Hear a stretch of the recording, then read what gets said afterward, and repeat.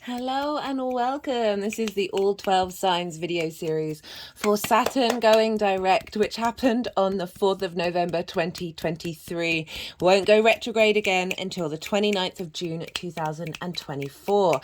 I'm going to be reading for Leo in this video. My name's Chloe. I work with card divination, astrology, and I channel energies through my body.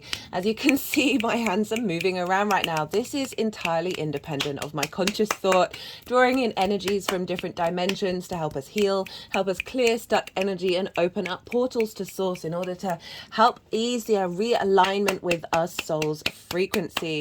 I recommend for those of you who know your time of birth to go check out the sign that falls in your first house. This is the rising sign where your ascendant is. All the astrology for all the signs will be as if they are in the first house. However, this does not invalidate you looking at any other part of your chart, perhaps your sun, your moon, your Saturn, because we are doing with the Saturn transit here. Just go and look to where that sign falls in your chart. Look to the house that it's in and the themes of that house, and apply those themes to the messages that come through. Right, I'm keeping these introductions short and sweet, and I will be kicking off with Leo. Leo rising. How you doing, Leo? For those of you tapping into the Leo energy and it doesn't fall in your first house, look to the house that it does fall in. Look to the themes of that house, as well as whatever else you've got going on in Leo, planets, astrological points, and as if all of that, all the connotations of your natal chart have now moved to the first house. So take what resonates, leave what doesn't, regardless of whether Leo is your rising sign or not. Leo and Pisces, where Saturn currently is what's called in conjunct one another. So this is when two signs traditionally don't have any of the three main things in common with one another. Leo, you are fixed fire. You are yang, day in nature, right? Pisces is mutable water and yin, night in nature. So that's 6 different energies, all trying to figure out how to work with one another. So this is a bit more of a discombobulating energy. Sometimes it can feel a little out of reach because there isn't like a clear line of sight of communication. There isn't familiarity. So can be a discombobulation. There can be sort of misdirections as well as crossed wires, some sort of frustration, because as I said, you're trying to get these 6 energies to all kind of understand one another and then start to work with one another.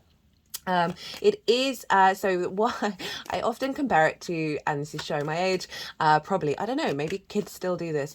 So hopping on one leg, patting your head with one hand, and moving your hand around in a circle on your belly, right?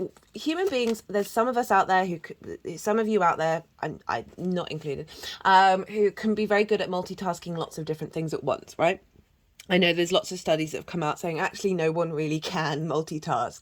Try talking to someone when they're writing a text message or reading a text message. It's like not necessarily going to go in.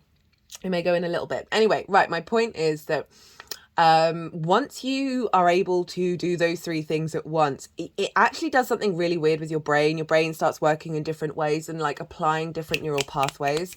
And so if you apply that to the in conjunct, yes, it can be frustrating. Yes, it can feel like a lot more hard work than other aspects. But once you put in that practice, put in that work to get these signs to be like at least understanding one another and then sharing resources with one another, that's when you get really sort of maverick out of the box ideas, because you're going against convention. You're going against 2 earth signs getting along with each other, right? There's a familiarity there. I was just about to say familiarity breeds discontent. I can't remember who said that. I'm going to pause and Google. Okay, so it's actually familiarity breeds contempt. And it came from Geoffrey Chaucer, who was one of the predominant authors. He wrote a lot of plays in the 1300s in Britain, and basically radicalized and changed the English language and how we use it and how we then create literature. And so familiarity breeds contempt. So that's sort of when we're surrounded by like, we can get a little bit bored and a little bit frustrated. So there's pros and cons with every aspect. Even though I'm sort of listing some difficulties around the inconjunct, I'm doing so with the acknowledgement that the other side of that is really, it just as I said, does little things in your brains. It shoots off different neurons, different pathways, right? Our brain uses like the really entrenched pathways because it's very hungry. It wants a lot of it uses a lot of energy, so it's going to use the paths that don't require a lot of energy to get there. And the inconjuncts feel like you putting a different pathway into your brain, right? And then that creates more cohesion, it creates more connectivity, and then it allows different parts of your life to start working together and come up with novel ideas, right? So that's the inconjunct. I'm pulling cards for 3 piles. The first pile is for what went on in the retrograde, what was going on, so I just have a very strange feeling running through my hands, and the deck is being very trickstery and very playful. So I'm just going to do, it has just been sitting on the altar and it was cleared, but obviously something's come through it that wants to be engaged in. So do bear with me. Right. I'm pulling cards for 3 different piles. The first pile is for just sort of a revisit of what went on during the retrograde, what you may have been working through, what's been cleared, what sort of lessons are going on. The second pile is for the download that we would have got on the 4th of November when Saturn stationed direct, right? These are very powerful moments when planets station, either retrograde or direct, because they slow down in the sky. They don't look like they're moving, so that energy gets magnified. It's like a warm energy, and it just sort of amplifies whatever narrative is being told at the sky at that moment. That's getting imprinted onto the next part of the cycle. So that's the second part. It's kind of like this energetic download that we're going to be receiving, and what are we using? What's showing up for us? And then the third pile is how everything is going to manifest moving forward, because that second pile, that narrative is going to unfold. Those energies are going to unfold, and then you're going to be playing with them, discovering them, working with them, and that's going to start creating opportunities and changings of situations, whether internal or external. So those are the 3 piles.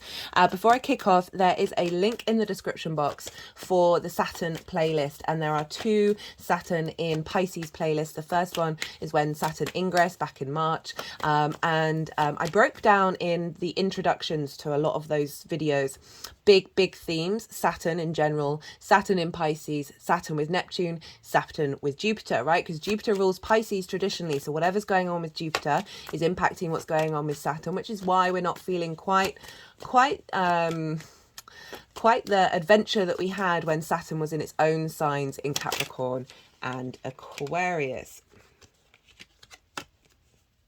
Oh, there's quite a few cards. And so in that, the second playlist is the Saturn retrograde, and so if you want to go revisit that and see what was showing up. Also did some major themes in some of those introductions as well, some sort of collective tarot readings. So all of that is in the description box in that playlist. Right, let's crack on. Let's get on with this. Leo rising, where is this happening for you?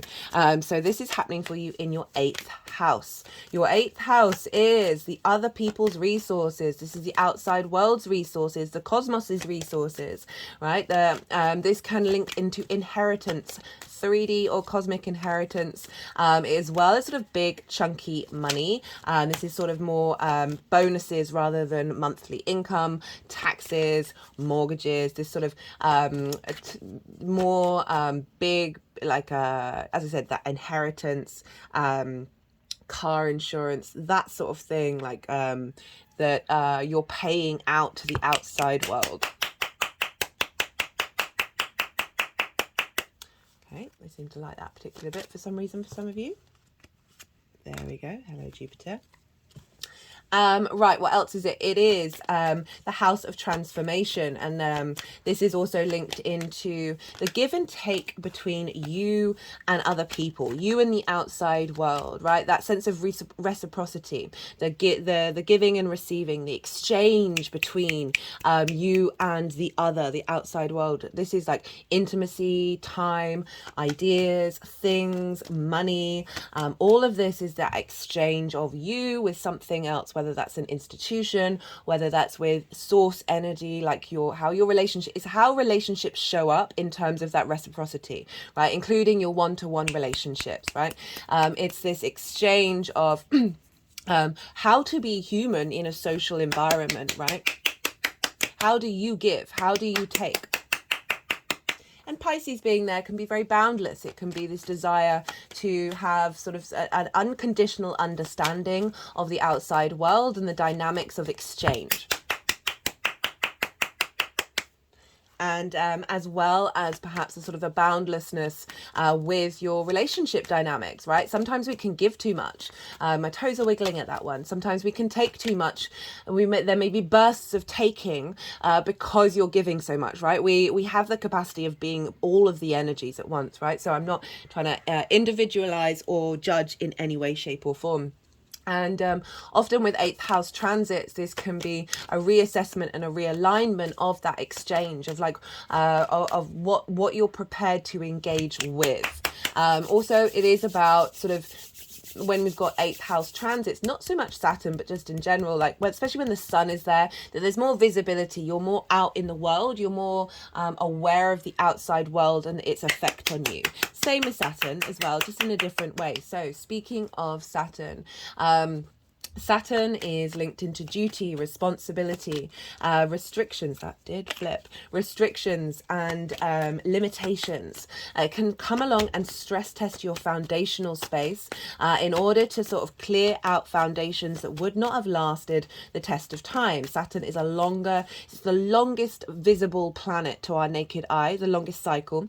It's about 30 years. It's not going to be in Pisces for another 30 years. So this is instigating new changes in this part of your life for the next 30 years. So it's linked into duty, responsibility, the sense of commitment, the sense of integrity and legacy. Saturn wants you to be confident and comfortable expressing your inner authority with the acknowledgement of karma and cause and effect.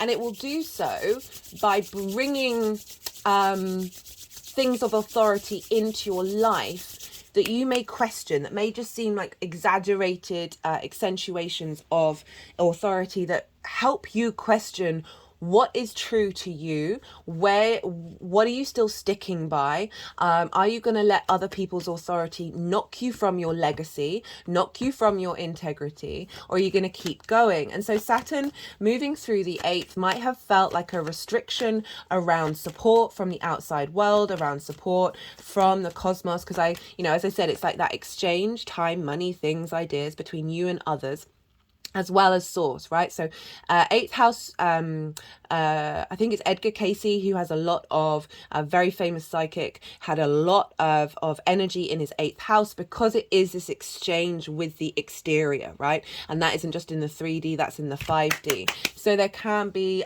restrictions and limitations around, guys. So this card, so far, and I've done 1, 2, 3, 4, 5, 6, 7. You're the 8th reading I've done. This card has shown up every time. I've never had that happen in any of the transits that I've done at all. Like sometimes you get repeat cards, but it's not in every. I might have to take a moment. What was I even saying? Right, so it can be as well as your intimate relationship. So it's So the 8th house can often be the resources of the 7th house, of people in your 7th house, like business partners, one-to-one clients, intimate friends, intimate partners. So there may have been some restrictions, some limitations around all of that, or some restrictions around you feeling supported by the outside world, or elements of authority coming in, and questioning what you're giving to the outside world.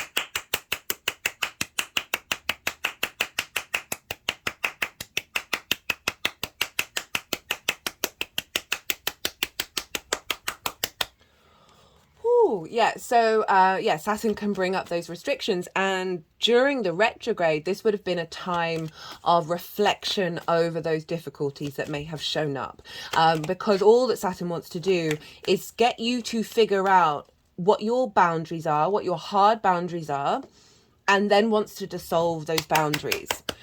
Because the more that you are confident in your own authority from a place of integrity, the less you are affected by other people's authority, by needing to put up boundaries, because there's an inner strength within you that doesn't need to respond to these things, doesn't need to engage, can still keep going on with your legacy, can keep doing what you need to do, right? Saturn's about duty, hard work, responsibility in the best possible way.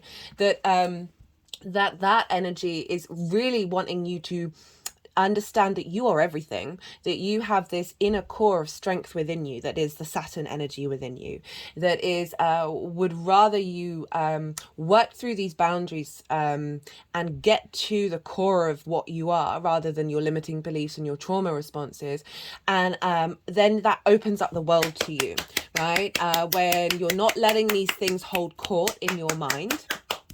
Pisces is also often very much linked into it's the collective emotional unconscious space, right? So if we're thinking about that, we're looking and we're dealing with the 8th house, which is often about the outside world's resources. This can be a navigation of a lot of social conditioning in your unconscious mind, right? And helping navigate through that and break down those foundations that aren't working, that don't serve you, that are in fact false idols. And Saturn, even if it may have been difficult, even if it may have been a bit frustrating and a bit kind of like, what on earth is going on?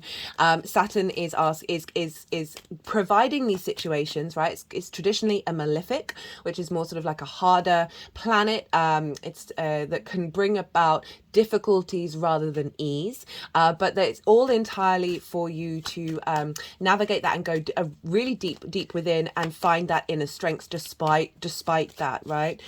It's kind of like the tough love rather than the soft love. And Saturn retrograde was sort of giving you the space to figure out whether you are going to keep going, right? Keep going with what it is that is you feel is your legacy or your integrity, however that shows up for you.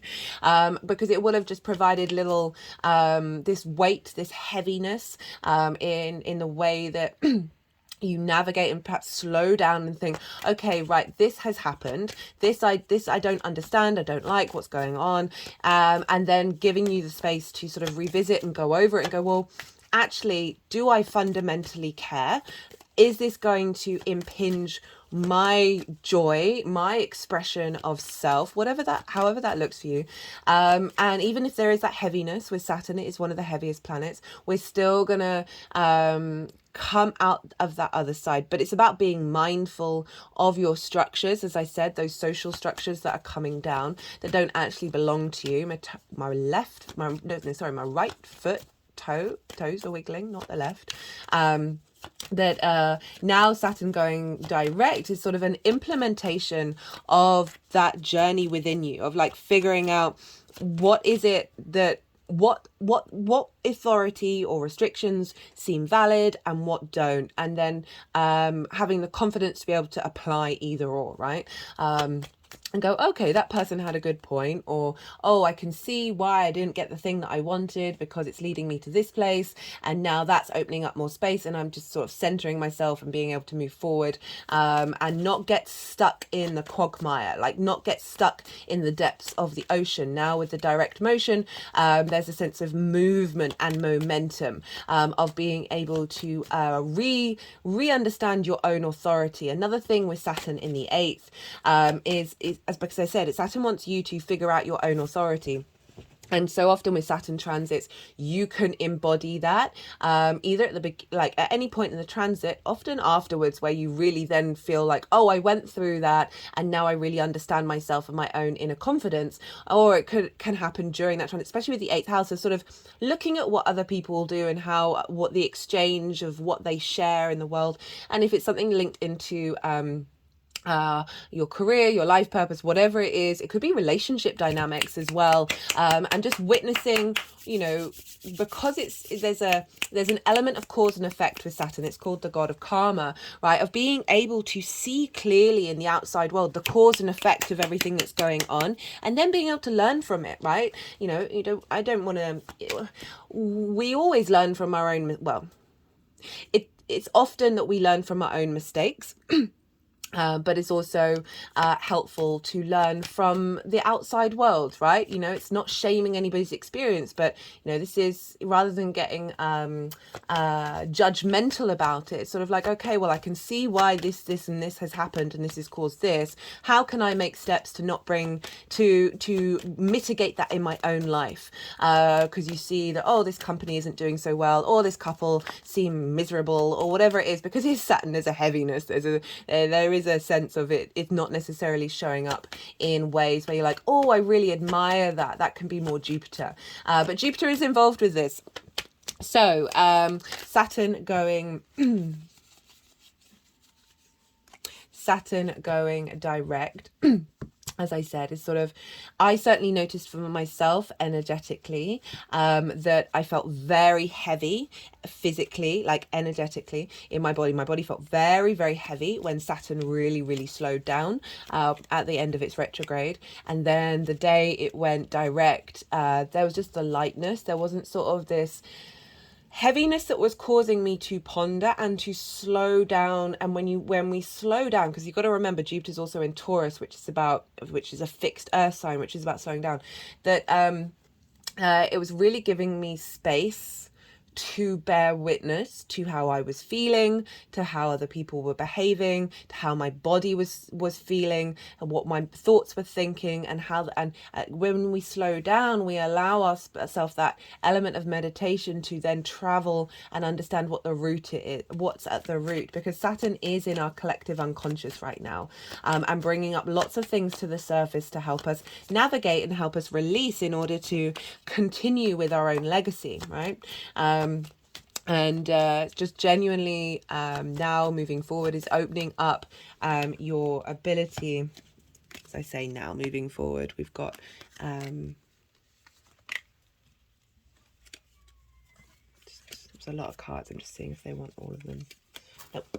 That there is this, as I said, just this momentum moving forward, that we're perhaps going to be testing how to implement our confidence, or our inner authority, and perhaps seeing an activation through that of getting more support, that may have been almost gone to nothing and gone to zero, that's going to start building with momentum moving forward. Right, because we're dealing with Pisces, we want to look to where Jupiter is, because whatever's going on with the ruler of a sign is impacting the sign that it rules. So Jupiter is over in Taurus, as I said, and is impacting what's going on with Saturn. So for Leo risings, Jupiter's over in the 10th house. This is your the thing that moves you through life, your life purpose, right? That guiding star, that magnetism, that whether you're conscious of it or not, that is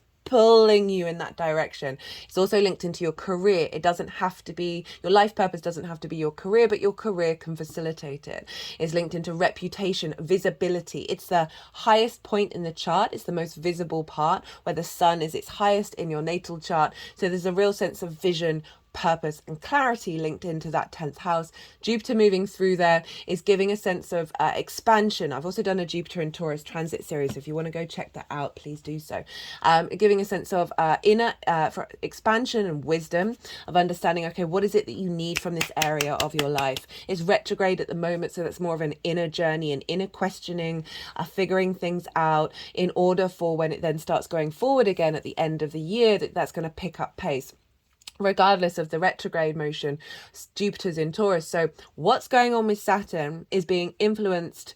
The way Saturn is showing up in Pisces for you in the 8th house is heavily linked into your career and your life purpose, right? So there can have been, as I said, perhaps not getting, say you went in for a grant for your business or a loan or whatever it is, Saturn may have come along and gone no, in order for you to then sort of really go through your business model, really work out what that is, and then perhaps finding a lender or a grant that I was actually more in alignment in the long term, that's going to facilitate you moving forward. So that's just a little example of something of authority, something that requires you to put in the due diligence, and the hard work and the responsibility into it may have been restricted, that now with Saturn moving direct is opening up new pathways, because there's a deeper sense of inner commitment that you've gone through with that retrograde.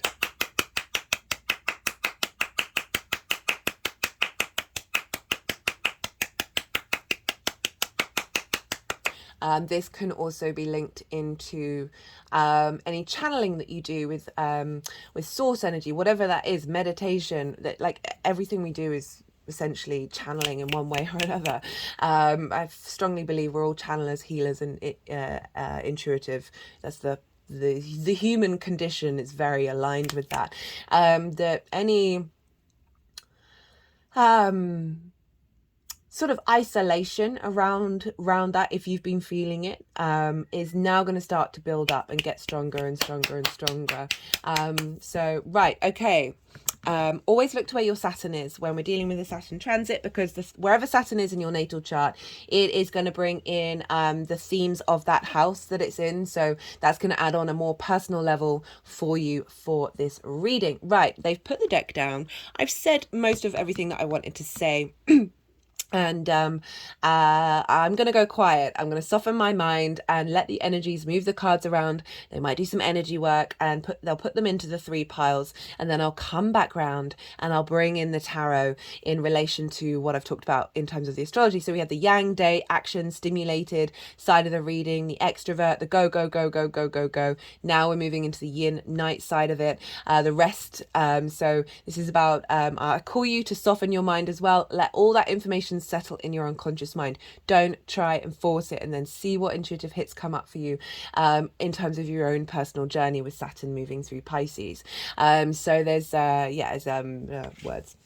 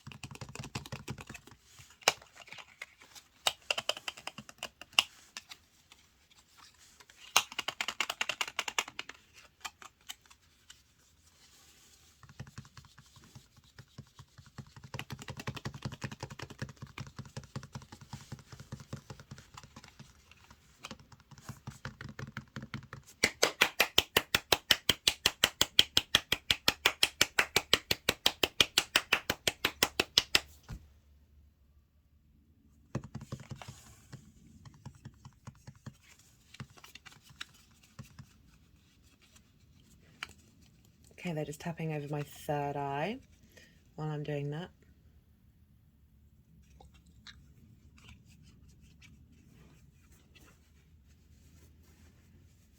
Sort of moving between the throat and the heart chakra. Now just on the heart chakra. Back to the throat, heart, throat, throat. Back of the throat chakra, back of the third eye. Crown, back to the third eye. Tapping all around the third eye, all around the temples, back to the third eye, crown.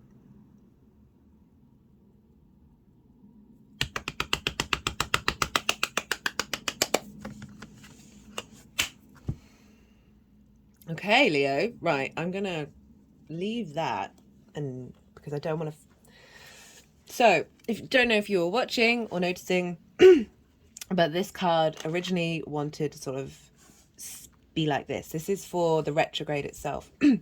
Then it went doing some energetic work. It was in reverse, and then slowly was moving around in order to move forward and be upright, right? And then finally wanted to be sort of left here. And the way that I read cards when they're sort of halfway is that it's not quite the reverse, it's not quite the upright. You're doing the work, you're figuring things out, because this is a journeying card, right? This is about taking with you the essentials into a new territory, right? So this figure, if you notice here, there's like choppy waves. This is acknowledging, sixes are very protected. Funnily enough, Virgo got 3 6s.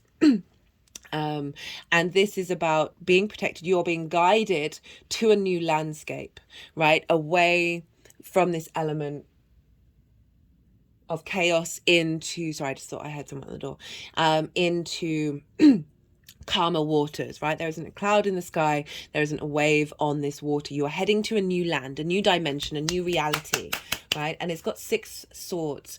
And so imagine if you're traveling somewhere and you can only take a certain amount of things. This is what this represents. And this represents ideas, skills, qualities in moving into this new landscape, leaving away a lot of the clutter, right? Saturn can knock down a lot of the foundational structures that we think are to do with us, but they are not. And so this is saying what's remaining is of value into this new landscape. And so right, so the journey of it was like halfway saying you may not have quite got into the calmer waters yet. You haven't quite potentially figured out what those swords mean to you, or you don't necessarily feel like you're embarking. You maybe haven't picked up on the fact that you're moving into a new frequency. Right, so like feeling a bit stuck in it, and it was going from the reverse of feeling very much the opposite of that, of feeling perhaps overloaded with a lot of entanglement. Is an interesting word that I wouldn't have thought I would use. Entanglement in this ocean, right? In these rocky waves, in this storm. That there's a stagnation with the 6 of swords in reverse because there isn't any movement, right? And now it's sort of it's been navigating its way upright. It's sort of wanting to go here. So I feel like it's happening after exactly upright. It's happening after the station direct. So like this in between bit. So yeah, this is, if we link into the 8th house of like, what do you have? What have you strengthened in relationship to what the outside world is offering, what the universe is offering? There's a real sense of certain core fundamentals in relationship to the give and take between you and the outside world, and that can be absolutely anybody or anything. That is are the things that you're sticking by, are the things that are going to bring you peace, that are going to bring you these calmer waters, a sort of an acknowledgement. You've been through some difficult times, but that you're coming out the other side with these tools that you're like, okay, I get these now. This feels integrated. This feels like my foundational space. Okay, so for the energy that's being downloaded on the 4th of November, that is then going to unfold moving forwards, we have the 8 of Pentacles, the Judgment card, Major Arcana, and the 10 of Pentacles. So a lot of Earth energy showing up for you here, especially, Earth energy is very sort of the 3D realm. It can be linked into work, money, the tangible world, right? And so we've got the Eight of Pentacles, which is kind of like whistle while you work. It's sort of an enjoyment of mastering your exchange with the universe, with the outside world. And having the capacity to do that, right? So if we think about the resources from the outside world, sometimes we cannot feel supported. But with this showing up is saying like the more that you sort of commit to you, right, and your refinement, this figure is sort of refining a certain aspect of something. So, you know, we are built, it's not necessarily learning something from scratch, but it's building on something, really refining your essence and how you are in the 3D realm. How do you exchange? How do you give? What it is that you give to yourself in relation to that, that there's a sense of feeling supported with this one, of having the space to be able to do that and be able to really facilitate your growth. If we think about, as again, there's the give and take, right, and how much complexity there is around that, of how we can diminish ourselves or diminish other people. That there's one figure here, and it's saying that you're going to be working on the refinement of your engagement with the outside world and how that is then reflected back to you. What else did we'll see if something else wants to come through. We've got this with the Judgment and the Ten of Pentacles. The Judgment card is sort of resurrection. It's a very, very powerful card. It's linked into Pluto. These figures are all grey. This represents wisdom. They are the dead, right? And this angelic being, this higher being, is playing frequencies in order for these energies to ascend. Their vibrational frequency is matching that of the angelic kingdom, and they're able to level up, right? So there's a essence of what it is that you're giving and receiving from the outside world's resources, whether that's your intimate partners, the bigger outside world, or source energy. There's this transformational energy that's coming down that is providing an elevation of those dynamics. With the Ten of Pentacles, which is linked into legacy, right? This is bringing... So, right, so you see here, we've got like the nuclear family. They're all in sort of monotone colors. And then we've got this elder figure with all these esoteric symbols and aspects of nature all over it. And this represents the combination of the 3D world with the metaphysical, right? The mundane and the magic coming together to create structures that are lasting the test of time, right? So if we think about that combination of inheritance. Okay, so they wanted to pick up this card and put my finger over one of the pentacles, of some inheritance coming through, that is providing a sense of confidence in yourself.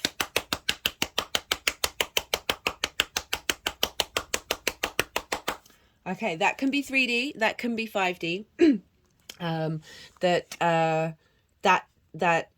It's very interesting that's leading to an elevation, and that elevation of that dynamic is then being able to allow you, again, I talked about stability, of like of feeling safe in order to be able to express and be your unique soul self, right? And so we've got the Ten of Pentacles, which is saying that this Saturn download is there's an energy of you, there's confidence here, there's stability, there's a sense of that, as I said, that combination of the 3D and the 5D coming together. Oh, head went back.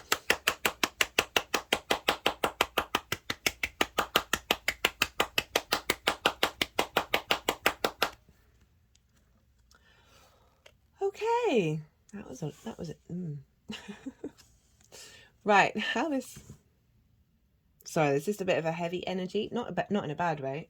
Like my shoulders are now like really sinking back and down.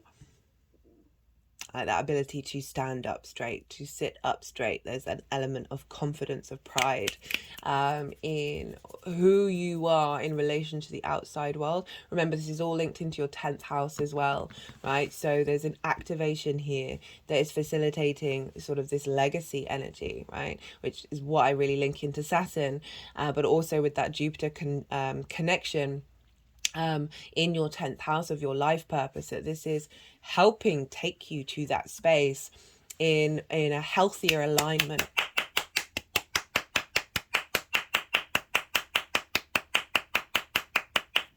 Okay, right. So speaking of Jupiter, hello Jupiter. This is the energy manifesting moving forwards. Like this is what this unfoldment is leading to. And we've got the Fool. Now the Fool is the beginning of a journey. So it's a reflection of this. Okay. So they kind of wanted that there, didn't they?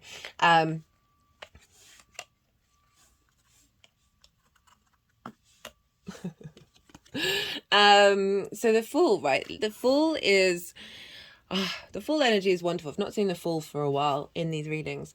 You see here the chest is like the first thing forward, right? If you were to walk into the Fool, you would hit their chest first. If you're blindfold and you were just told to walk straight ahead, you'd hit the chest first. And this is like a symbolism of operating from your heart space. Wait, maybe that's what my shoulders were doing, where my shoulders went down and back, where the chest is just pushed forward. Your heart is before everything else, right? That heart chakra.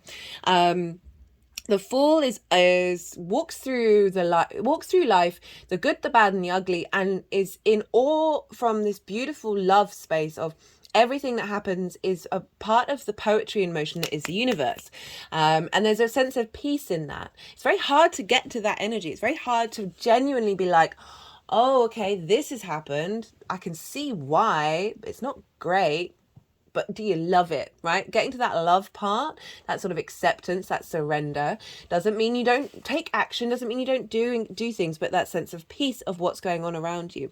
And there's mountains in the background which really do say that this energy is a higher perspective, right? As difficult as it is, and this is so with this shift and this change of this what's being downloaded is opening up more. So this figure, it's clearly been through some tough times, right? The Fool is saying that there is a renewal, there's a new landscape coming in, a new journey to go on. That is part of, remember, Saturn's going to be there for a while. So even though this is manifesting moving forward, it's not the end of the journey. This is sort of the first direct motion after the retrograde. So there's a renewal here. There's curiosity, there's an openness, there's the sun beaming at the back of like a restorative of life, of being able to move in the world as well. You see here they're out in the world with this energy. And we've got the Jupiter card, got the Wheel of Fortune. This is sort of acknowledging a change of fate, right? A change of fate happening, of that being in the ocean, being in that unconscious space and feeling trapped by it, and clearing out into these calmer waters, and really being able to bring about a sense of just a big energetic shift that is helping you navigate away from these rocky, from the rocky, the waves, the choppy waters, and then so these are like, this is quite an energy for Saturn in the 8th, of being like, can appreciate you've gone through some trials and tests. It's made you stronger. It's going to make you even stronger. There's more stuff coming in, downloads coming in that are helping expand this possibility of you in the outside world. And then to get the Fool, which is all about leaving a certain dynamic, leaving the village and going out into the world and exploring, right? Think about the was it The Alchemist by, what's the name of the author? It's like the hero's journey, right? So, and fate is on the side of this journey.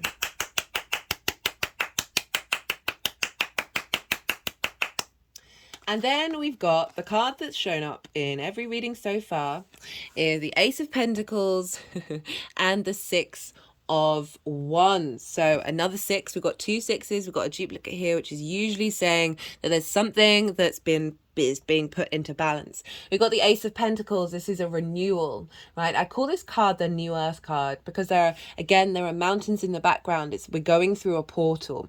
The universe is offering us this portal in the 3D realm that is linked into the 5D, where we apply higher perspective, 5D perspective in the 3D world. I'm not one of those people who think that we should all disappear and be etheric spirits. We are that already, but we're also here in this 3D world, right? And I mean, it's hard to say at the moment, but finding pleasure in the moment in this beautiful planet, this just in awe of it, is the thing that brings us back down to why we're here, as well as, you know, clearing out a lot of ancestral trauma. We are also here to find pleasure in the 3D world. Again, that Taurus energy got a lot of earth energy, so it's really saying that this life purpose renewal, this life purpose joy that is coming in, that isn't as held back by the 8th house. You know, in a lot of 8th house readings, the 5 of Pentacles can show up quite a lot because it is that feeling left out of the cold, not feeling supported by the outside world. And instead we've got the Ace of Pentacles, we've got this renewal, we've got this offering in the 3D, right?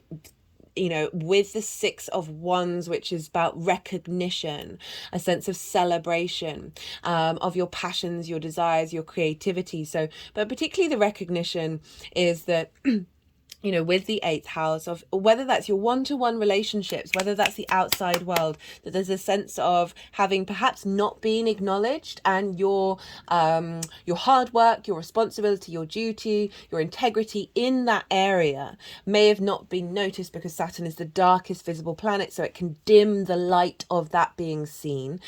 This is kind of saying that there is a sense of a shift coming in where there's an acknowledgement of who you are and what it is that you have to offer. There's a sense of, as I said, that recognition and celebration. Okay, I'm going to pull, let's just put these cards back. I am going to pull one card from the tarot of what does Leo need to focus on to facilitate this unfolding. And yeah, what does Leo need to focus on? One card, please, to facilitate this unfolding. Because Saturn's going to be direct until like the 29th of June. We're in the retrograde cycle. It's 3 times, right? So there's 3, it's a planet going over the degrees 3 times. We are now in the 3rd part of the retrograde cycle because Saturn is still going to go over the degrees that it retrograded over. And it's not, and so it's not until the 7th of February that Saturn is going to go beyond the retrograde cycle. So we often, with planets, might not see, with retrograde cycles, might not see sort of the results or the beginnings of the new journey of everything that we've learned in full force until that planet has entered new territory. So that's on the 7th. So we're sort of working over the next 3 months in the cycle. And then how that's going to boost moving forward. So what tool does Leo, what would help Leo to focus on during this Saturn direct motion in order to facilitate and nourish this energetic download? What does Leo need to do? And actually on the 7th of February, Jupiter will be direct, Saturn will be direct, and they will be nearly exactly sextiling one another. So Taurus and Pisces sextiles one another. It's very supportive, very creative. It's ruled by Venus, the sextile and Taurus. Very harmonious, wanting to bring love, appreciation, as well as creativity. So we've got these 2 outer planets on the day that Saturn leaves that side of it, in a very harmonious aspect with one another. They are longer term cycle planets, so they are looking for our long-term engagement in the world with ourselves, and so we've got very, very supportive energy as Saturn moves into new territory. Right, card please, pretty please.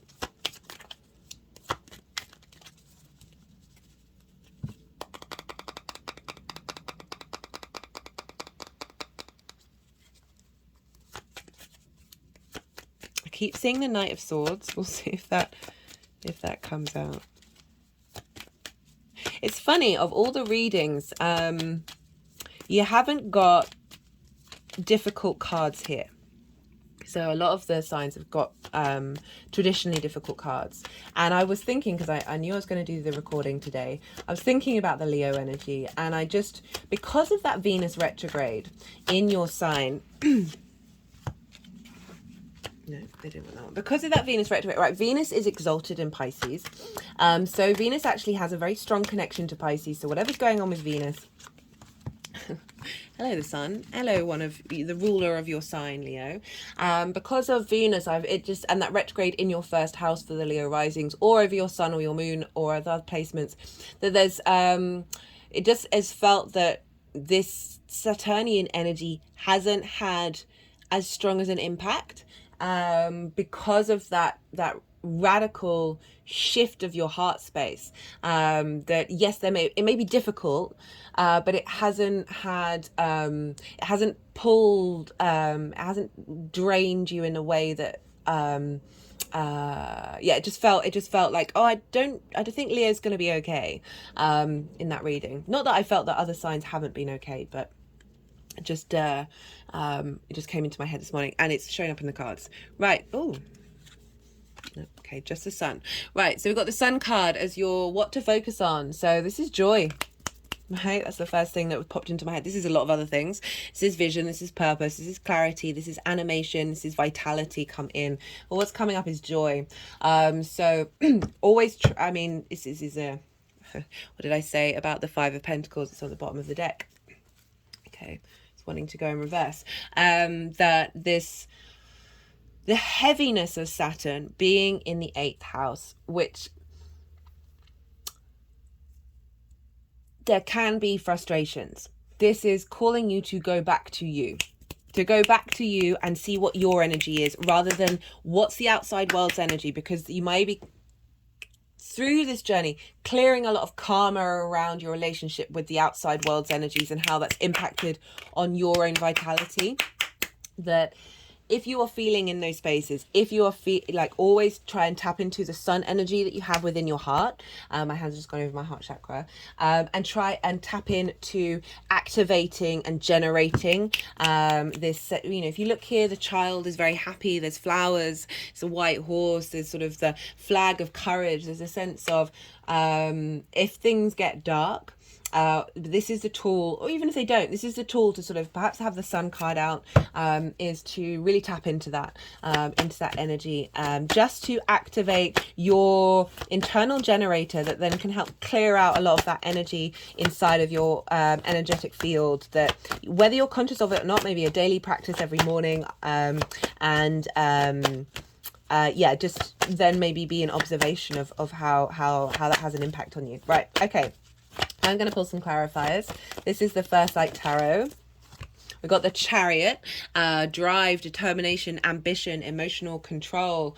Okay, it's wanting to go over all of those words, as well as drive, really propelling yourself forward. There's a sense of, we've got we've got that movement card here, and we've got this here, but they're in different ways. It's sort of saying having, I think that Sun card is helping you realize that you're in calmer waters. Right, so often we can have that lingering attachment to old frameworks. Oh, big energetic releases, I said that. That moving through this is taking you to this place of confidence, right?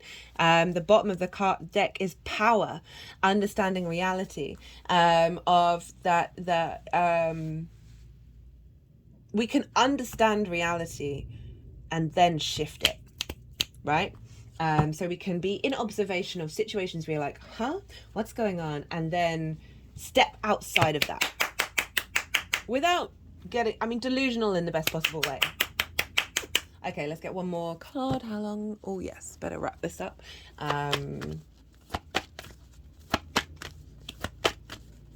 Yeah, that's a great card for the 8th house, 10th house combination. The Chariot understands it has.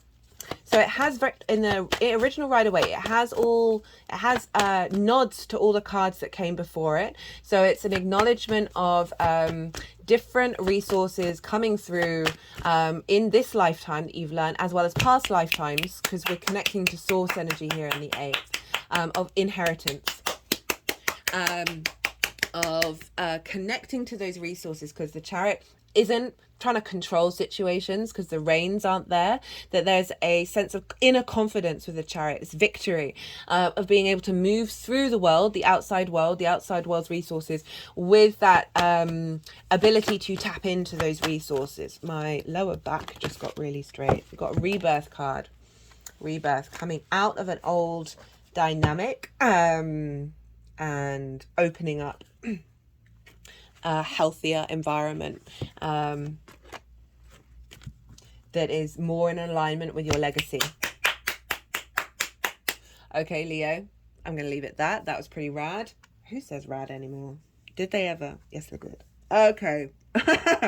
Right, Leo, I enjoyed that. I hope you did. Don't forget to hit the like button.